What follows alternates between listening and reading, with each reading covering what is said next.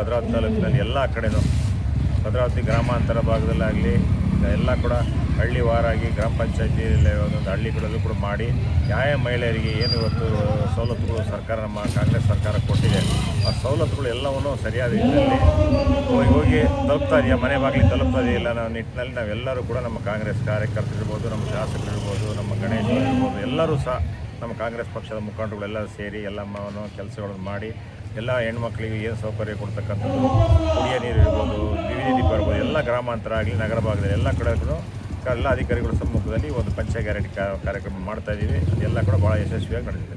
ಮುಂದಿನ ವಿಧಾನಸಭಾ ಕ್ಷೇತ್ರಕ್ಕೆ ಇದೇನಾದ್ರು ಮುಂದಿನ ಹಾದಿನ ಹೇಗೆ ಸರ್? ಅದಕ್ಕೂ ಇದಕ್ಕೂ ಸಂಬಂಧ ಇಲ್ಲ. ಈಗಾಗಲೇ ನಮ್ಮ ಸರ್ಕಾರ ಬಂದು 3 ವರ್ಷಗಳ ಕಾಲ ಆಗಿದೆ.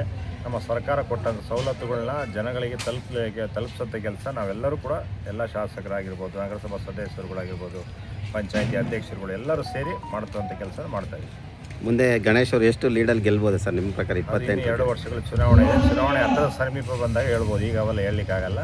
ಮುಂದಿನ ಚುನಾವಣೆಯಲ್ಲಿ ಗಣೇಶ್ ಅವರು ಅತಿ ಹೆಚ್ಚು ಮತಾಂತರದಿಂದ ಗೆಲುವನ್ನು ಸಾಧಿಸ್ತಾರೆ.